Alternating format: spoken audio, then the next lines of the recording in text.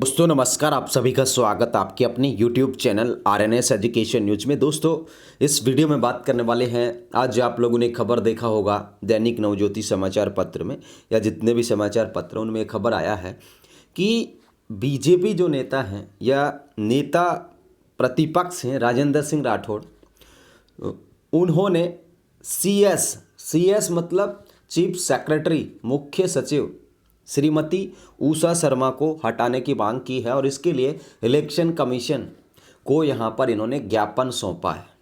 अब साहब इस खबर को तो देख लिया होगा आप लोगों ने, लेकिन नर्सिंग के जो बच्चे हैं उनको अलग ही कहानी नज़र आती है। हर चीज़ में वो ना कुछ नेगेटिव सोच लेते हैं, निकाल लेते हैं, खोज लेते हैं।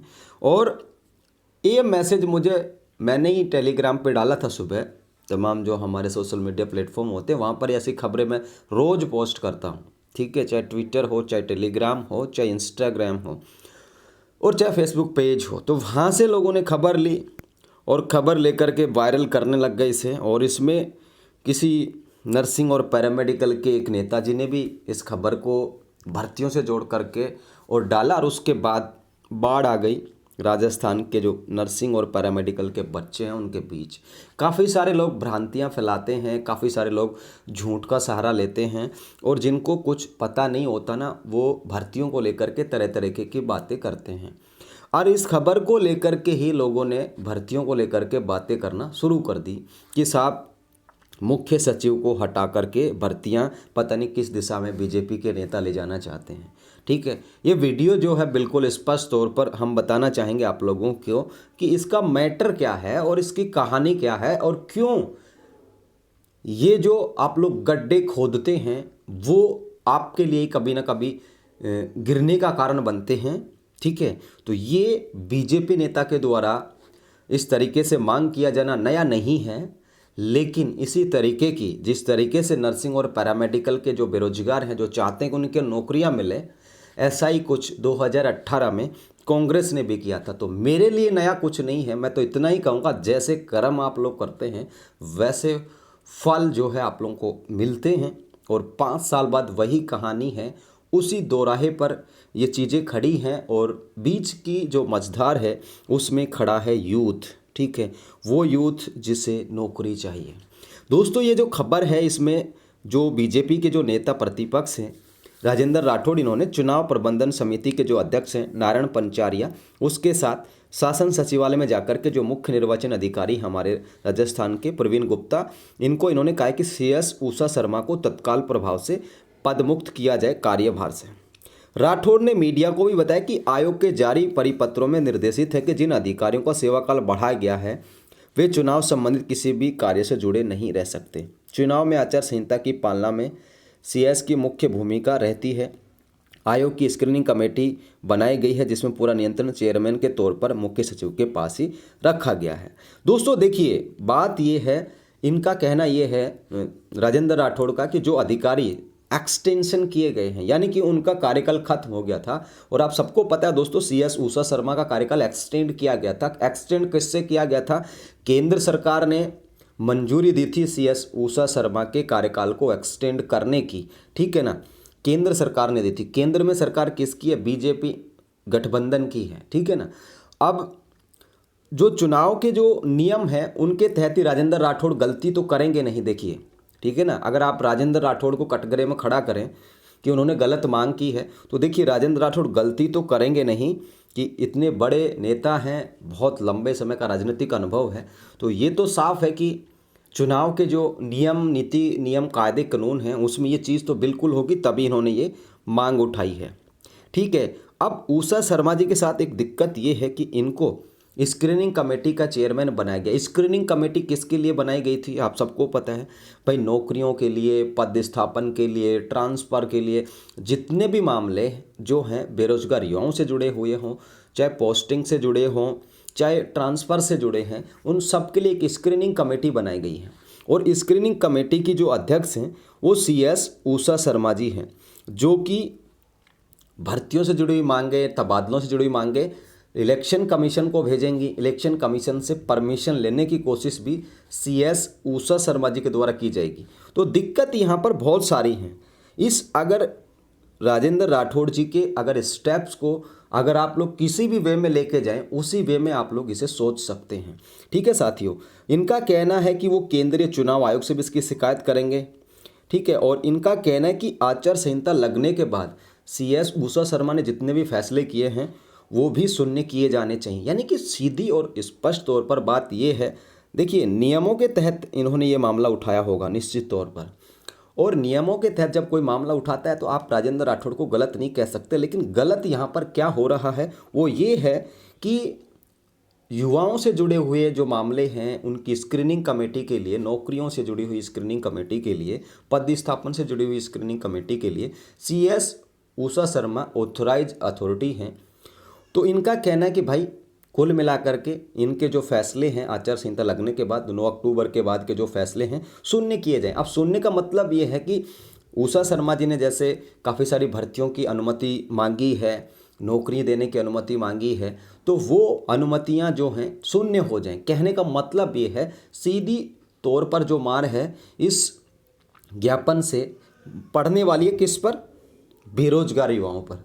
ठीक है साथियों, किस पर पड़ने वाली है? बेरोजगार युवाओं पर, ये कहना है। हालांकि इसमें इन्होंने ऐसा कोई जिक्र नहीं किया, ना तो इनके ज्ञापन में जिक्र है ना कुछ इन चीज़ों में जिक्र है, लेकिन इसका अर्थ अगर आप लोग निकालेंगे तो ये लगेगा कि हाँ, ये जो ज्ञापन है हटाने का, इसमें ये कहा गया कि जितने भी फैसले स्क्रीनिंग कमेटी ने लिए हैं वो यहाँ पर शून्य किए जाएँ। शून्य का मतलब है जीरो, उन्हें नेग्लेंस किया जाए, उन्हें रिजेक्ट किया जाए।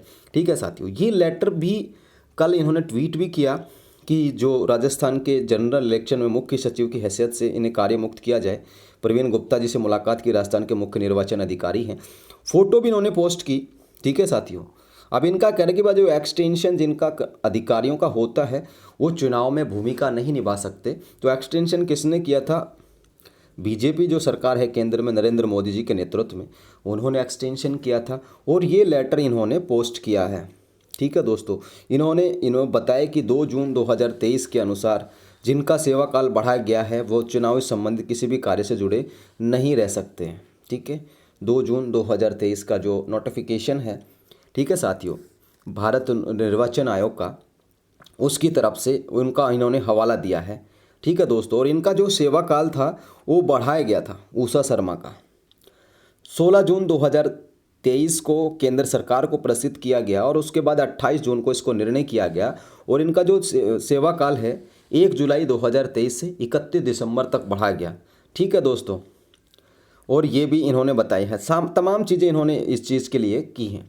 अब साथियों देखिए, अब राजेंद्र राठौड़ जी ने जो मांग की है वो नियम के तहत की है। ठीक है साथियों, लेकिन अब इस पर क्या हो सकता है? देखिए, हटाने का जो निर्णय है वो इलेक्शन कमीशन करे। ठीक है, इलेक्शन कमीशन ही करेगा, ना CM गहलोत ले सकते हैं इस पर निर्णय, ना कोई और ले सकता है। इलेक्शन कमीशन अगर सिफारिश करता है इस ज्ञापन को लेने के बाद तो उषा शर्मा जी को कार्यमुक्त किया जा सकता है। ठीक है, लेकिन अब जब आप लोगों की भर्तियों की बात आती है और स्क्रीनिंग कमेटी की जब बात आती है तो यहाँ पर प्रभाव जो होगा वो ये हो सकता है कि जो प्रपोजल भेजे जा चुके हैं चुनाव आयोग को, नौकरियों से जुड़े हुए, पदस्थापन से जुड़े हुए, ट्रांसफ़र से जुड़े हुए, उनमें डिले होगा।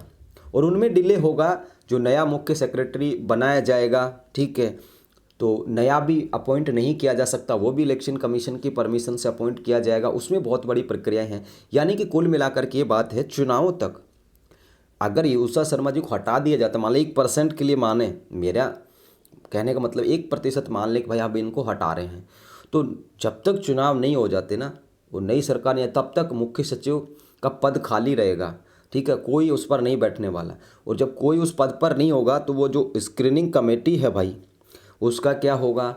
स्क्रीनिंग कमेटी के अलावा जो मुद्दे सुलझाने थे CS उषा शर्मा जी को, वो नहीं सुलझ पाएंगे। यानी कहने का मतलब है बेरोजगार युवाओं के लिए दिक्कतें होने वाली हैं इस स्टेप से। अगर इलेक्शन कमीशन इस पर कोई निर्णय करता है CS उषा शर्मा को हटाने का, तो युवाओं के जो मुद्दे हैं, युवाओं की जो नौकरी से जुड़ी हुई परमिशंस की जो फाइल हैं, उनके जितने भी मुद्दे हैं उन पर देरी होना तय है।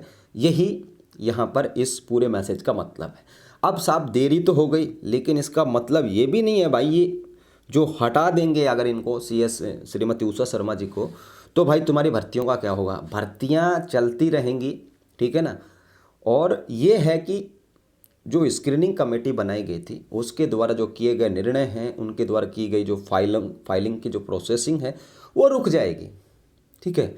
और राजेंद्र राठौड़ जी ने जो उठाया है मुद्दा, वो कहीं ना कहीं इलेक्शन कमीशन या जो भारत निर्वाचन आयोग है उनके नियमों के तहत उठाया। तो अब इनको गाली देने का या फिर ऐसा वैसा कुछ कहने का तो मुझे लगता है कि कोई बचता नहीं है निर्णय, ठीक है, कि भाई इन्होंने गलत मांग की है। इनको लगता है नियमों में जो चीज़ें हैं, देखिए उनके तहत आप लोग मांग कर सकते हैं, तो इन्होंने नियमों के तहत मांग की है। आप भले ही चाहे कुछ भी कहते रहें, इनको गलत कहें, गाली दें, कुछ भी कहें, लेकिन इन्होंने जो किया है नियम के अकॉर्डिंग किया है, रूल्स के अकॉर्डिंग किया। हटाने की जो मांग की है, हटाने से नुकसान क्या होगा, आप लोगों की जो परमिशन से नौकरियों की या जो कुछ भी हैं उन पर देरी होगी, वो रुक जाएंगे। रुक तो वैसे भी पड़ी हैं, लेकिन चुनाव तक रुक जाएंगे। अगर किसी को परमिशन मिल भी जाती है नौकरी वगैरह की, वो या फिर देना चाह रही हो CS उषा शर्मा और भी फाइलिंग भेजना चाह रही हो इलेक्शन कमीशन को, तो वो चीज़ें नहीं हो पाएंगी इससे, ठीक है ना।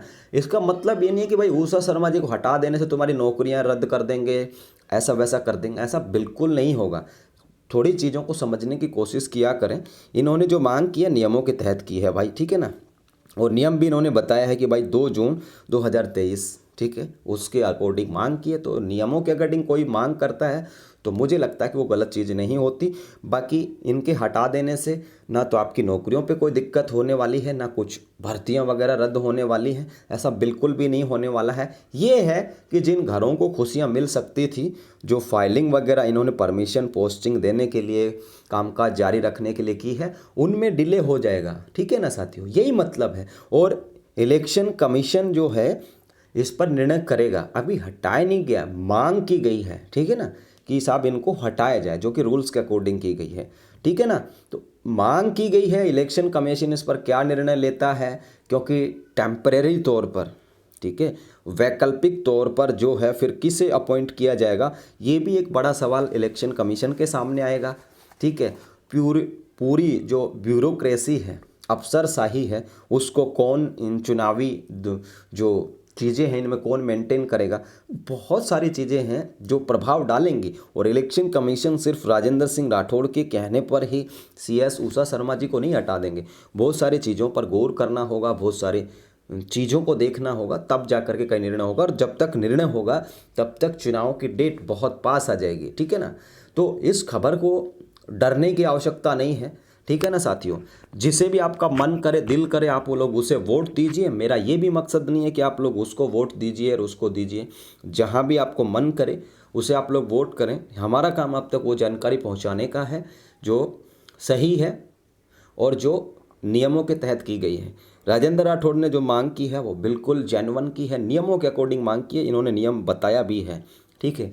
बाकी आप लोग देखिए बेरोजगार हैं तो आप लोग इस खबर को किसी भी अर्थ में ले सकते हो भाई, ठीक है।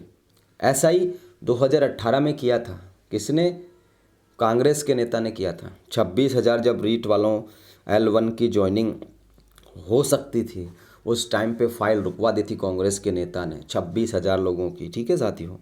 तो कोई दूध के धुले हुए नहीं है राजनेता, ठीक है ना। वो गड्ढा मैं बता रहा था शुरुआत में, वो गड्ढा कांग्रेस ने भी खोदा हुआ है, ठीक है। मेरे चैनल पे वीडियो पड़े हुए हैं, वो किसी को मैं फेंकता नहीं हूँ कि भाई मैं झूठ बोलता हूँ। इसी चैनल पर RNS के एजुकेशन चैनल पर आप लोग अक्टूबर नवंबर वाले वीडियोस देख लेना 2018 के, इसी चैनल पर। हालांकि 4500 वीडियोज़ हैं, सर्च करने में दिक्कत होगी, लेकिन देख लेना कांग्रेस ने उस टाइम पे क्या गोल खिलाए थे जब BJP सरकार थी। यही चुनाव का दौर था, ठीक है। तो नई बात है नहीं। बेरोजगारों के साथ तो कांग्रेस हो चाहे BJP हो चाहे कोई भी राजनीतिक दल हो, वो इस तरह की चीज़ें करते हैं, ठीक है। हम लोगों को देखना चाहिए कि हमें किसे वोट करना है, किसे नहीं करना है। जो आपका दिल करे उसे आप लोग वोट दीजिए। मेरा इस वीडियो में ये कहने का बिल्कुल भी मतलब नहीं है कि राजेंद्र राठौड़ जी ने ये लेटर लिख दिया है तो ये कर दीजिए। आप लोग बिल्कुल फेयरलेस होकर के, बिल्कुल बिना किसी डर शंका के आप लोग किसे भी वोट कीजिए, ठीक है। चाहे नोटा को कीजिए, चाहे किसी को भी दीजिए आप लोग वोट, ठीक है।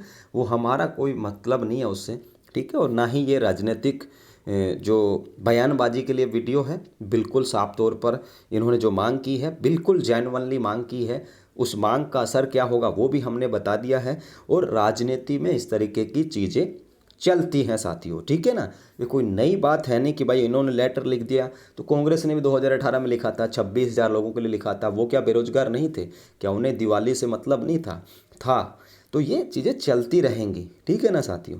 एक दूसरे पर राजनीति में आरोप लगते रहते हैं, वो उसको गलत बताएगा, वो उसको गलत बताएगा, लेकिन जो सच जानते हैं हमारे जैसे लोग, वो तो कहेंगे ना भाई क्या सच था और क्या गलत था। तो हमने तो बता दिया भाई, जो जैसा बोओगे वैसा काटोगे।